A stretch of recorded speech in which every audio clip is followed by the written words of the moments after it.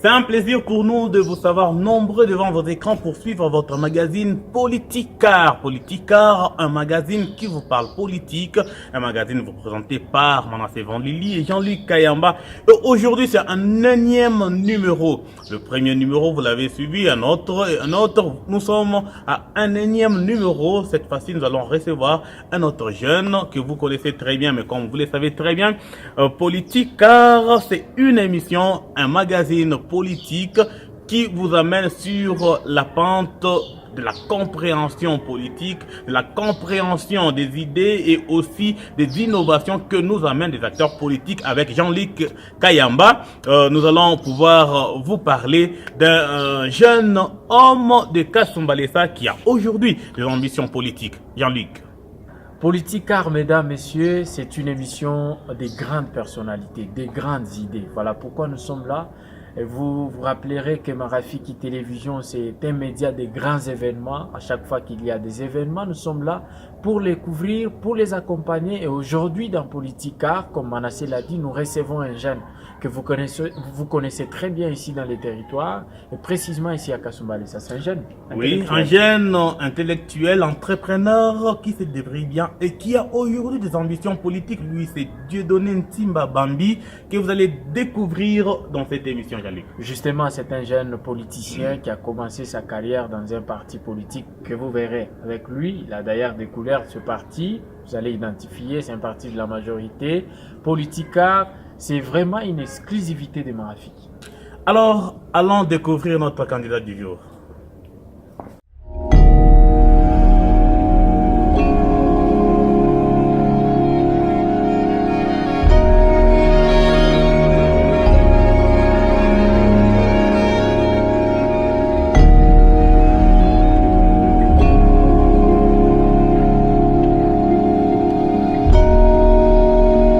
Voilà, mesdames et messieurs, nous vous avons dit que nous allons recevoir un jeune des Kasumbalesa qui s'appelle tout simplement Dieudonné Bambi, Timba Bambi, que vous allez découvrir dans ces numéros de Politicard sur votre chaîne. Bonjour Dieudonné. Bonjour monsieur Manasseh. Dieudonné Timba Bambi. Oui, oui. Qui est-il? Je commence par me présenter. Dieudonné Timba Bambi, c'est bien moi. On m'appelle je m'appelle Monsieur Dieudonné Ntimba Bambi. Okay. Je suis marié à mademoiselle Biti Sephora. Je suis père de 5 enfants. Oui, c'est par rapport à ce que vous avez demandé. Qu'est-ce qu'il a comme expérience, qu'est-ce qu'il a comme connaissance aujourd'hui pour vouloir entrer sur la scène politique et aussi œuvrer pour l'émergence de la jeunesse? Je suis licencié en informatique de gestion, option administration des autres entreprises. C'est les études que moi j'ai fait l'informatique. Par rapport à mes expériences professionnelles, j'ai eu à travailler au Vodacom Shop à Nikassi dans les années 2006 jusqu'aux années 2008. Maintenant, je me suis déplacé de là pour venir m'installer ici à Kasumbalesa. Quand je suis arrivé à Kasumbalesa, directement, je me suis lancé dans l'enseignement. Donc, j'ai été dans l'enseignement pendant au moins 3 ans dans une école de la place ici à Kasumbalesa, l'Institut Mandeleo, dont gérait monsieur qu'on appelait couramment Guérison.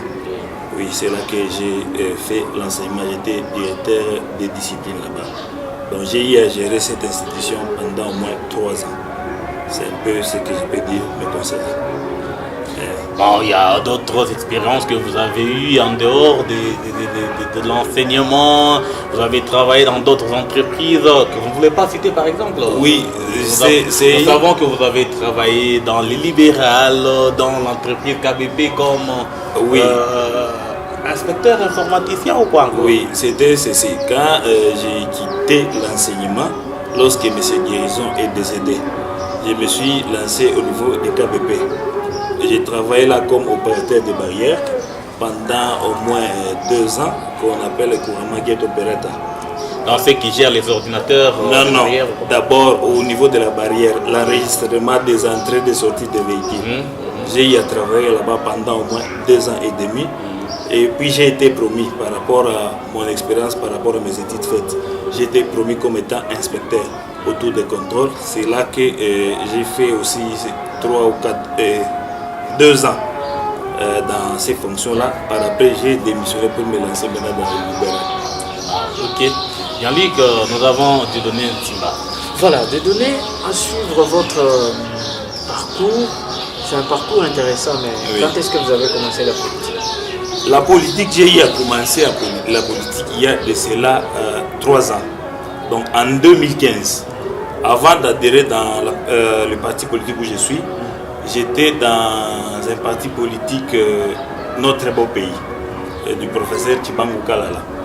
Bon, à voir les blagues qu'il y avait là-bas, j'avais désisté, bon, j'étais resté comme ça, jusqu'à ce que j'ai rencontré l'honorable Pius Mwabilo, suivre ses idéologies, comment est-ce qu'il était en train un peu de se défendre par rapport à son parti. J'ai été intéressé à me lancer aussi dans la politique. Et à Kasumbalé, c'est là que vous avez commencé la politique? Oui, j'ai commencé la politique à Kasumbalé. Pourquoi vous avez décidé de commencer la carrière politique? Je me suis lancé dans la carrière politique suite à voir la souffrance de la population, surtout la population de Kasumbalesa et en général du territoire de Sakanya.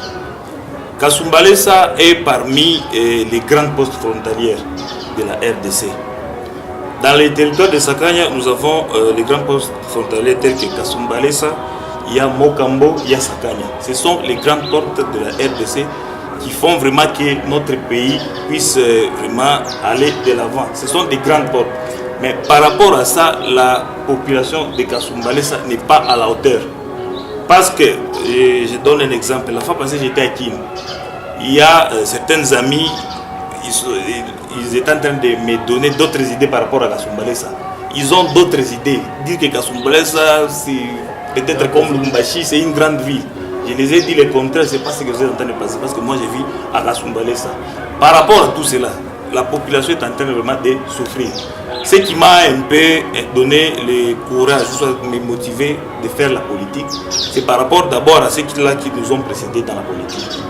Je cite nos députés nationaux et les députés provinciaux, dont nous avons donné la chance 2 fois, depuis 2006, lors qu'on avait eu des élections.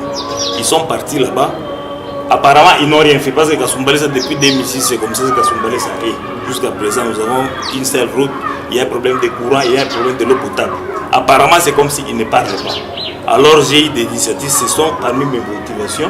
Je me suis dit que non, que je puisse aussi accéder pour aller parler. Parce que le travail, ou soit le rôle d'un député, c'est aller représenter son peuple au niveau de l'Assemblée provinciale, au niveau de l'Assemblée nationale, présenter les acquis qu'à ces peuples-là, afin que l'Assemblée puisse trouver la solution. C'est parmi les motivations qui ont fait à ce que je puisse m'intéresser à la politique. Et parce que vous avez commencé la politique depuis 3 ans et vous constatez qu'à Kasumbalesa, la population souffre. Oui. Qu'est-ce que vous faites aussi avec pour aider cette population tant soit peu avant que vous n'ayez parlé? Qu'est-ce que vous faites dans votre vie quotidienne? Oui, dans ma vie quotidienne, comme je vous ai dit tout au début, là, je suis dans les libérales. Je suis en train d'initier la jeunesse. Je suis en train d'initier la jeunesse. Comment? Oui, c'est ce que je suis en train d'expliquer. Je suis en train d'initier la jeunesse, c'est-à-dire quoi? Je suis en train d'initier la jeunesse dans les travaux dont je suis en train de faire. C'est-à-dire quoi? Je suis dans les libérales, je suis importateur de véhicules. Voilà. J'ai déjà associé. C'est ce que Manassé vous rappelait tout à l'heure. Oui. J'ai déjà associé Beaucoup de gens. beaucoup de jeunes. Ils sont en train de travailler avec moi dans cette histoire-là. Pour les encourager, il y a certains gens qui ont déjà terminé les études, ils n'ont pas du boulot. Il y a certains jeunes qui ont déjà leur diplôme, ils n'ont pas de boulot, ils sont en train d'errer ça et là. Je suis en train de les réunir pour en fait de leur donner les boulots. Voilà, Dieudonné Ntimba Bambi, vous avez déjà dit que c'est partant de constat que vous avez pu faire à Kasumbalesa que vous avez aujourd'hui les ambitions de vous lancer dans la politique, parce que Kasumbalesa est une grande porte d'entrée de la République démocratique du Congo, mais son peuple est toujours pauvre, sa jeunesse est toujours marginalisée, il n'y a pas de route, tout ça, tout ceci. Et comment allez-vous, cette fois-ci, apporter un changement au niveau du Parlement? Parce que vous avez bien dit qu'il y a des députés que nous avions élus en 2006 et en 2030 qui n'ont rien fait. Quelles sont vos stratégies pour parvenir à hausser haut le temps ou encore haut la voix des Kasumbalesa ou encore des Sakanians en général? Si nous constatons, vous et moi, ça va bien, très bien. Par exemple, à Lubumbashi, depuis 2006, si nous voyons de 2006 jusqu'à nos jours, quand même à Lubumbashi, nous avons vu le gouvernement provincial s'impliquer. Ils ont asphalté des routes, ils ont réhabilité les courants, par exemple, au niveau de la Katouba. Il y a une sous-station qui a été érigée là-bas. C'est-à-dire, selon moi, les députés de cette contrée-là, ils ont fait quelque chose au niveau de la... Ils ont poussé, le gouvernement à faire cela. Et c'est ce que vous voulez faire. Oui, par rapport à ça, ici chez nous, si cela n'a pas été fait, c'est-à-dire que ceux-là qui étaient comme les députés de ces contrées n'ont rien fait. Alors moi, j'irai parler, je vais pousser, je vais prendre Nous ne faisons pas campagne, nous disons, nous voulons plutôt comprendre comment allez-vous faire pour changer les choses. Nous ne sommes pas encore pendant la campagne électorale, nous ne parlons pas de candidature, nous parlons de Dieudonné Ntimba qui veut se lancer dans la carrière politique. Dites-nous comment, par quels moyens, quelles sont les stratégies que vous allez utiliser pour parvenir à changer la réalité à Kasumbalesa. La stratégie qu'il faut utiliser pour arriver à changer la situation de Kasumbalesa, c'est par la voie dont j'ai déjà embrassé la politique. Donc avoir les pouvoirs, accéder à l'Assemblée, tout en étant là-bas. Maintenant, je vais m'imprégner de la situation de la population, les lacunes quand la population les amener au niveau du Parlement, ou soit de l'Assemblée provinciale, afin que l'Assemblée puisse résoudre les problèmes. C'est ça le seul moyen. Et le seul moyen, c'est par les élections que nous sommes en train. Jean-Luc Kayamba, croyez-vous que Dieudonné Ntimba a un vent nouveau qu'il doit apporter sur la scène politique dans les territoires de Sahel? Il est dit à l'entendre, c'est un vent nouveau, c'est une jeunesse. En fait, quand la jeunesse s'exprime, il y a des idées nouvelles qui arrivent. Alors, je disais que vous avez, en fait, les idées que vous donnez sont des idées que tout jeune doit encourager, doit en tout cas s'en approprier, voir comment les vulgariser. Mais maintenant ici, on a essayé à poser une question, comment vous allez vous y prendre pour arriver à mettre de la pression sur l'exécutif. Vous avez dit bien sûr, les gens qui sont allés avant vous, peut-être ils ont fait une pression à leur niveau et que ça n'a pas été fait. Et vous allez utiliser quels moyens efficaces, à part la politique? On sait déjà que vous avez déjà adhéré dans un parti. Et qu'est-ce que vous allez faire, vous, détonner au Parlement? Ou, en quelque sorte, quelle est votre force pour parvenir au changement? Les forces pour parvenir au changement, c'est juste parler au niveau de l'Assemblée provinciale. Comme je vous ai dit précédemment, prenons comme la ville de Lubumbashi. Quand même, on a vu des choses s'améliorer. La ville de Lubumbashi, c'est toujours... Oui, parce que le gouverneur est là. Même ici aussi, il y a une structure du gouvernement. Dans les gouverneurs se représentent partout. Mais à Lubumbashi, quand même, nous avons vu certaines transformations par-ci par-là. Ce n'est pas seulement Lubumbashi, à Likasi et autres contrées. Mais moi, je m'attelle d'abord par rapport à Kasumbalesa. Moi, je me dis que ceux qui étaient censés d'aller parler, ils n'ont rien fait. Donc, moi, je vais parler. Et les résultats seront visibles. Oui, mais parce que vous encadrez la jeunesse. Oui. À part le fait que vous travaillez avec certains jeunes, oui. Qu'est-ce que vous faites de concret dans la communauté pour encadrer la jeunesse? Parce que je vous rappelle aussi que la jeunesse, c'est aussi l'éducation. Oui. En fait, elle doit étudier, elle doit atteindre votre niveau. Vous êtes licencié. Il y a beaucoup de jeunes ici qui n'ont pas cette possibilité de devenir licenciés, faute de moyens. Alors, qu'est-ce que vous faites? Allons d'abord sur le secteur de l'éducation. Comment vous faites pour aider? Ou que préconisez-vous faire si vous n'avez pas encore fait quelque chose, mais que vous avez peut-être un projet sur lequel? Par rapport à la question dont vous venez de me poser, c'est comme j'avais dit, tout en étant à l'Assemblée provinciale. Je vais, parmi les lacunes dont je vous ai cité, parce qu'il y en a plusieurs, il y a aussi les côtés de l'éducation. Aujourd'hui, le niveau de l'éducation en RDC, en particulier à Kasumbalesa, est un peu trop bas par rapport à nous autres qui avons un peu étudié il y a un peu des années passées. actuellement, l'éducation est vraiment très trop bas. Pourquoi? Par exemple, il y a manque un paiement au niveau des écoles, au niveau des enseignants, surtout les enseignants de l'État. Ça aussi, c'est une lacune dont nous allons amener au niveau de l'Assemblée. Parce que quand les enseignants sont très bien payés, ils sont très bien rémunérés, je pense qu'ils vont donner aussi une très bonne éducation qui va aider à ce que la jeunesse puisse atteindre les niveaux dont nous souhaitons. Bien sûr, on comprend bien, vous allez plaider pour les enseignants. Nous allons plaider aussi pour les enseignants. Alors, je crois que Manasseh, c'est une bonne idée. Oui, c'est une bonne idée. C'est pas mal. De donner un timba. Mais maintenant, essayons de changer un peu de donne parce qu'aujourd'hui, vous avez parlé des Kasumbalesa et Sakanya qui sont des grandes portes, mais qui n'évoluent pas sur le plan social et ou encore développement durable. Oui. Qu'allez-vous faire en fait au niveau de l'Assemblée provinciale pour que ces deux coins ou ce territoire puissent être bénéficiaires de ces ressources d'abord? Oui. Il y a d'abord, par exemple, pour les infrastructures routières. Hein. Oui. À Kasumbalesa, nous n'avons qu'une seule route. Oui. Vous et moi, nous voyons. Oui. Or, Kasumbalesa, c'est une porte d'entrée, une grande porte d'entrée de la RDC. Oui. On n'a pas de route. Oui. Nous allons plaider à ce que, de façon à pousser le gouvernement provincial à nous amener les infrastructures routières. Oui. Par exemple, ici, sur les territoires à Kasumbalesa et sur toute l'étendue du territoire de Sakanya. Ainsi, nous avons des routes. À part ça, il y a les problèmes d'électricité aussi, comme ça fait dit, les problèmes de l'eau potable. Mais tous ces cas que vous évoquez là, ça demande des moyens financiers. Et comment allez-vous faire? Est-ce que vous allez proposer un budget qui va demander à ce que nous puissions encore, l'État congolais puisse mobiliser encore beaucoup plus de recettes? Ou qu'allez-vous vraiment faire pour que le gouvernement provincial ou encore national puisse arriver à faire quand même quelque chose? C'est en principe ce que le peuple me veut. Oui. Votre rapport pour le développement du pays, votre rapport pour l'amélioration des conditions. Moi, je pense que tout gouvernement a son budget. Ça va? Tout gouvernement a un budget. Nous allons juste donner les plans de développement. Par exemple, je peux donner un exemple.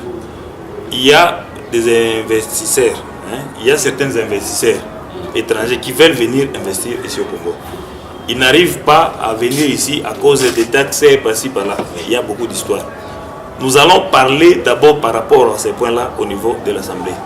Dès que ces points-là est résolu, il faut faire appel aux investisseurs.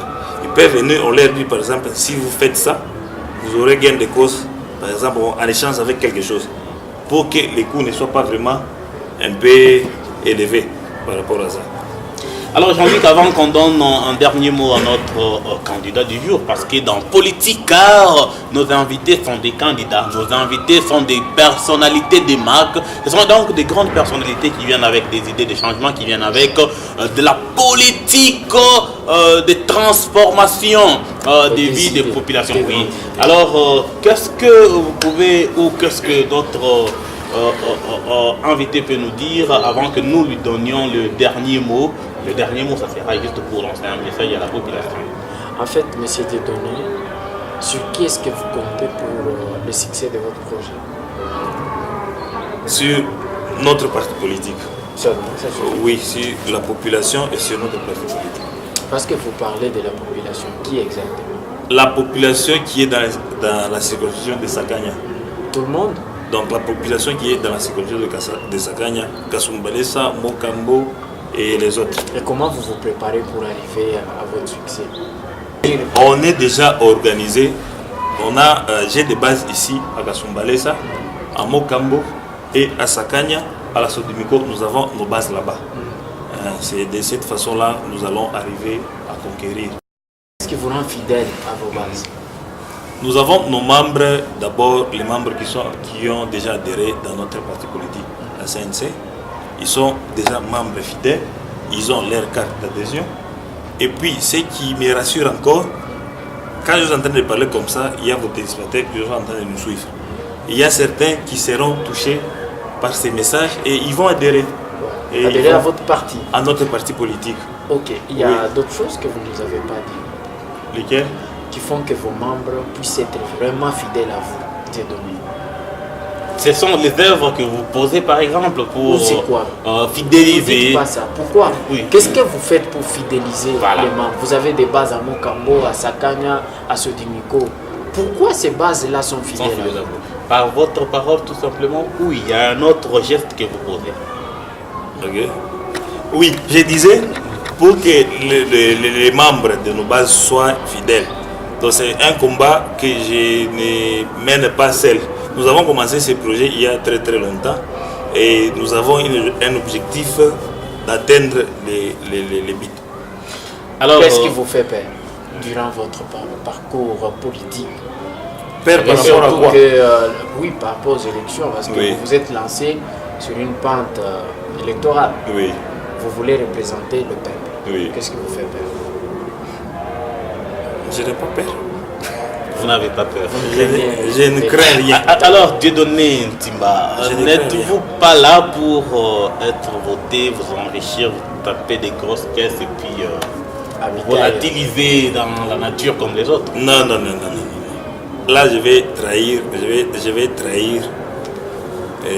vais trahir la jeunesse. Tout le N'est-ce pas monde- que vous serez injoignable d'ici peu? Oui. Non, Une non, fois non, élu, Jamais.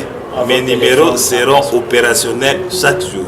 Et d'ailleurs, les numéros dont j'utilise, je les ai depuis 2001 jusqu'à nos jours. vous pouvez changer Je vos ne, statuts. je ne changerai pas de numéro. Vous allez me contacter. Ok, mon numéro. vous regardez la caméra et vous vous adressez à la population. Juste un mot à cette population qui nous suit, à cette population qui vous soutient, à cette population de Kasumbalesa, Mokambo et Sakanya qui est branchée en ce. Ok, je demande juste à la population de Sakanya et à la population de Kasumbalesa, dans la circonscription en général de Sakanya, de me faire confiance, qu'ils puissent me faire confiance, surtout à la jeunesse, de me faire confiance et m'accompagner, arriver jusqu'au bout. Mesdames et Vous messieurs, pouvez commencer, s'il te plaît. Vous oui, pouvez le faire en Swahili aussi. Voilà. En Swahili. Ok, mina lomba kwa ba Kajibote, ba Kasumbalesa, Sakanya, Mokambo, banifanye confiance. Banifanye confiance, bani soutenir afin que l'objectif est tout fixé comme mwisho. voilà, mesdames et messieurs, nous sommes arrivés à la fin de votre magazine, de votre émission politique, car nous avons reçu pour vous aujourd'hui Dieudonné Ntimba avec Jean-Luc Kayamba. Nous avons pu échanger et Jean-Luc, parce que nous devons terminer l'émission. Justement, parce que nous devons terminer, nous avons eu l'honneur de recevoir un jeune. Vous êtes nombreux de candidats jeunes comme nous. Venez vous exprimer, venez, la porte est ouverte.